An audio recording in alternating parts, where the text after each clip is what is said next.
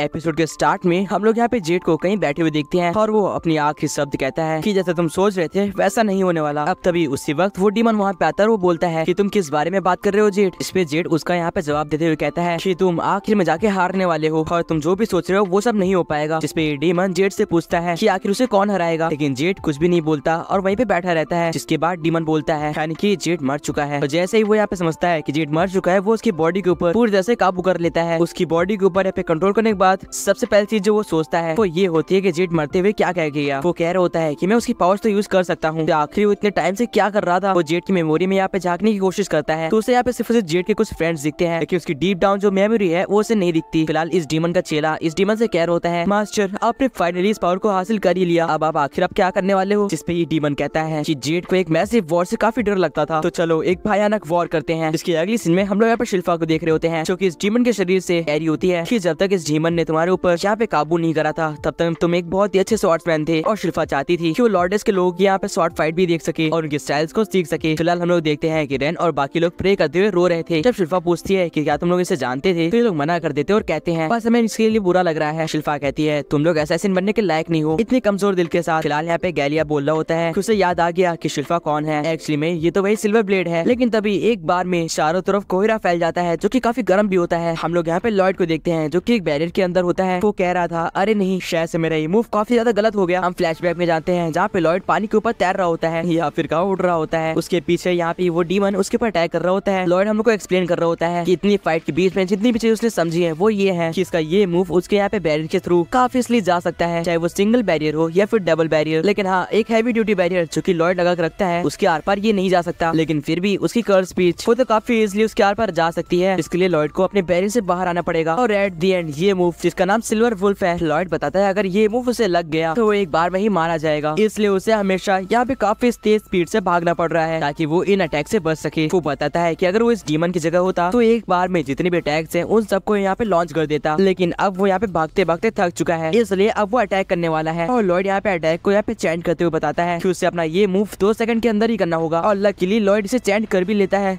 वो भी 2 सेकंड के अंदर ही। हम लोग देखते हैं कि एक बहुत ही बड़ा गोलम होता है जो कि पूरी तरह आग से जल रहा था। इसको देख के ये डीमन कह रहा होता है कि मैं इस अटैक को झेल तो सकता हूँ लेकिन मैं नहीं चाहता कि मेरे ये प्रीमियम कपड़े खत्म हो। इसलिए वो वहाँ से टेलीपोर्ट हो जाता है। और लॉयड कह रहा होता है ऑफ कोर्स वो उसे डॉज करने वाला था, मैं सोच भी कह रहा था। फिलहाल ये आग का गोला डायरेक्ट यहाँ पे रिवर में जाके गिरता है जिसकी वजह से चारों तरफ यहाँ पे स्टीम फैल जाती है। लॉयड अब अपनी यहाँ पे क्यू टेक्निक को यूज करता है ताकि वो उस डीमन की लोकेशन को पता लगा सके। उसे मालूम पड़ भी जाता है कि वो डीमन कहाँ पे है, लेकिन वो डीमन तो कुछ हरकतें कर ही नहीं रहा था। उसी वक्त यहाँ पे ग्रिम लॉयड को याद दिलाते हुए कहता है कि आपको जल्द से यहाँ से निकलना होगा इससे पहले कि वो वापस अटैक करे। जिसके बाद लॉयड फिर से वहाँ से भागना स्टार्ट करता है और वो कहता है मैं भूल भी कैसे गया, अगर मैं ज्यादा देर एक जगह रुकूंगा तो वो वापस मेरे पर अटैक करेगा। एक सेकंड काफी देर से वहाँ पे रुका हुआ था लेकिन उसके बाद भी उस डीमन ने मेरे पर अटैक नहीं करा। इसके बाद लॉयड यहाँ पे याद करने लग जाता है कि वो लेटर जो कि उसके पास टेलीपोर्ट हुआ था वो इतनी एग्जैक्ट जगह कैसे टेलीपोर्ट हो पाया। शायद इसलिए क्योंकि जेड के दिमाग में उसकी एग्जैक्ट लोकेशन थी। फिर वो याद करना स्टार्ट करता है कि इस डीमन ने अपने चेलों को कहा था कि उन लोगों को भागने मत दो, तुम्हें पता है ना अगर वो लोग भाग गए तो हम उन्हें वापस पकड़ नहीं पाएंगे। जिसके बाद लॉयड को कुछ याद आता है और वो कहता है क्या इसका मतलब वो जब तक मेरी लोकेशन नहीं जानता वो मेरे पर अटैक नहीं कर सकता। लॉयड यहाँ पे ग्रिम का मुंह चुप करवा देता है और कहता है जरा मुझे कुछ देखने दो। हम लोग यहाँ पे इस डीमन को देख रहे थे जो कि कह रहा था मुझे लगा नहीं था कि वो यहाँ पे अपना वो अटैक रिवर में मार देगा। वो कह रहा होता है कि उसे लॉर्ड की यहाँ पे कोई भी लोकेशन नहीं पता है, आखिर वो कहाँ हो सकता है। फिलहाल मुझे ज्यादा वेट करने की जरूरत भी नहीं पड़ी, तुम तो मेरे पीछे ही आ गए। हम देखते हैं कि यहाँ पे लॉर्ड के बहुत ज्यादा क्लोन्स उसके ऊपर एक साथ अटैक करते हैं। शी डीमन कहता है इसमें से असली कौन है, अरे नहीं मैं तो असली का पता ही नहीं लगा पा रहा। जिसका मौके का फायदा उठा के लॉर्ड के सारे क्लोन्स उसके ऊपर अटैक कर देते हैं। हम देखते हैं कि इस डीमन को काफी ज्यादा डैमेज हो चुका था और वो कह रहा होता है तो असली तुम हो, क्योंकि बाकी सारे क्लोन्स की स्वॉर्ड यहाँ पे मिट्टी की बनी हुई है, बस तुम्हारी ही आयरन की है। वो उस रियल वाले को उठाता है और उसको अपने शैडो वुल्फ की टेक्निक से मार देता है। शी डीमन कह रहा होता है भले ही तुमने मेरे ऊपर कितने भी अटैक कर लिए हो लेकिन मैं इंस्टेंटली रीजनरेट कर सकता हूँ, लेकिन शायद से तुमने बेवकूफी कर दी मेरे ऊपर अटैक करके क्योंकि तुम अब मारे जा चुके हो। लेकिन वो नोटिस करता है कि इनके ये क्लोन्स तो यहाँ पे गायब ही नहीं हो रहे हैं। वो कहता है आखिरी कब गायब होंगे। तब उसका ध्यान पड़ता है उसके ऊपर जिसको उसने रियल समझा था लेकिन वो तो क्लोन निकला। शी कह रहा होता है ये कैसे हो सकता है, क्या उसने अपने क्लोन को रियल स्वॉर्ड पकड़ाई थी। जिसके बाद लॉर्ड के सारे क्लोन्स यहाँ पे इसको चारों तरफ से घेर लेते हैं। अब एक बार फिर से ये डीमन अपना दिमाग लाना शुरू करता है। वो कह रहा होता है कि लॉर्ड कुछ ऐसी जगह होगा जहाँ पे उसको मैं बहुत ही आसानी से देख सकता हूँ। जिसके बाद वो हाथ से भी कहता है इसका मतलब वो मेरे ऊपर होगा, मैंने तुम्हें पकड़ लिया बेवकूफ। लेकिन ये क्या, लॉर्ड उन्हीं क्लोन्स में से बाहर निकलता है और अपने फ्लेम के अटैक से उसको पूरी तरह से जला डालता है। उसको जलाने के तुरंत से बाद लॉर्ड अपने सारे क्लोन्स को एक तरह से शफल कर देता है, चारों तरफ मिला देता है और फिर से और ज्यादा क्लोन्स के साथ वो ये खड़े हो जाता है। ये मॉन्स्टर कह रहा होता है मुझे लगा नहीं था कि तुम अपने यहाँ पे क्लोज में ही खड़े होगे, लेकिन तुम तो यहाँ पे रिस्क ले रहे हो। हम लोग रियल लॉर्ड को देखते हैं जो कि कह रहा होता है मुझे रिस्क लेना ही होगा क्योंकि तुमको हराने के लिए मुझे अपने स्वॉर्ड से तुम्हें एक स्ट्राइक मारनी ही होगी। लेकिन ग्रीम यहाँ पे काफी ज्यादा हुआ लग रहा था क्योंकि उसे पता था ये काफी ज्यादा रिस्की है। लेकिन तब ये डीमन कहता है मैं एक डीमन हूँ तो आखिर मैं दिमाग की क्यों लगा रहा हूँ, मैं इसको अपने अटैक से खत्म भी तो कर सकता हूँ। जिसके बाद वो सारे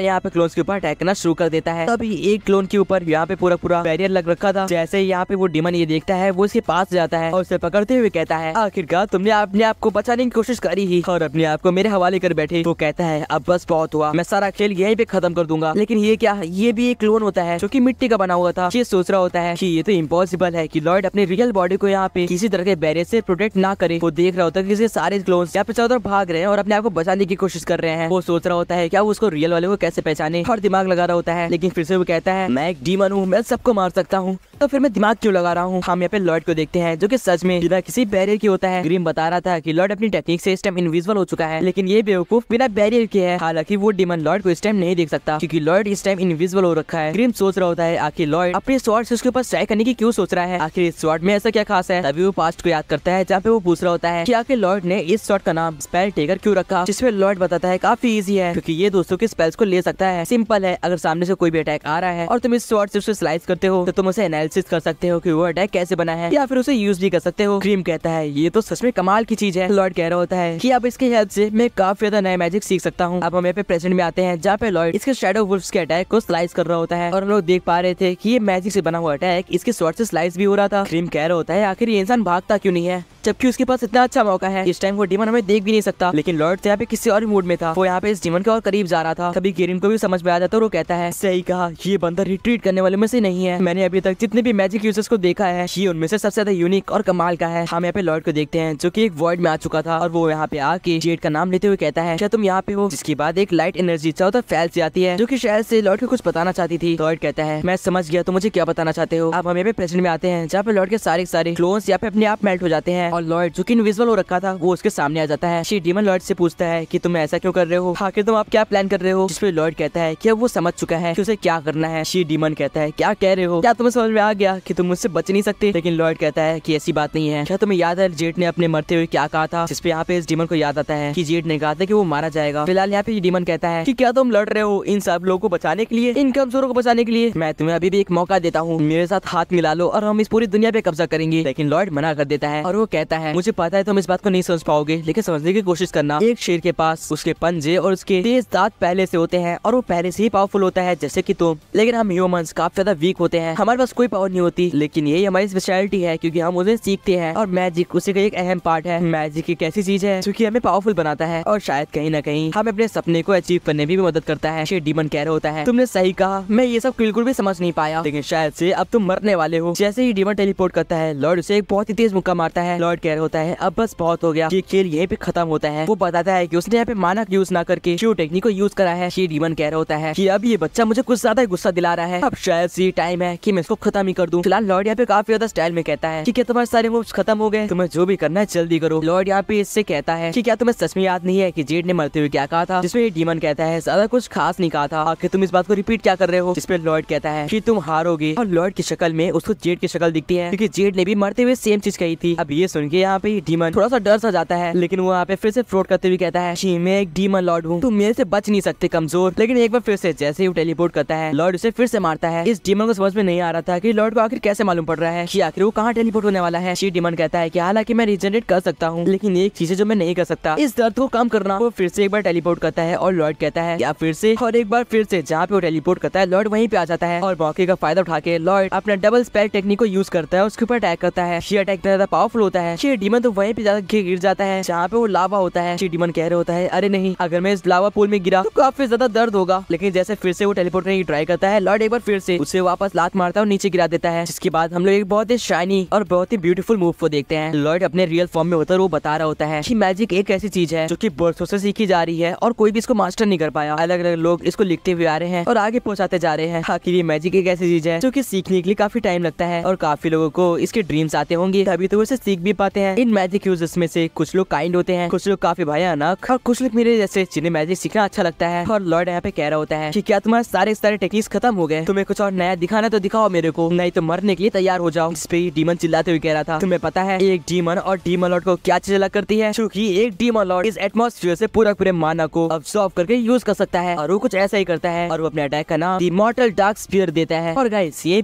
एपिसोड एंड हो जाता है। आप लोग को ये एपिसोड कैसा लगा कमेंट्स में बताना, एंड सब्सक्राइब को दोस्त अगले एपिसोड देखने के लिए। बाकी मैं मिलता हूं आपसे किसी और नेक्स्ट अमेजिंग वीडियो में। Till then good bye.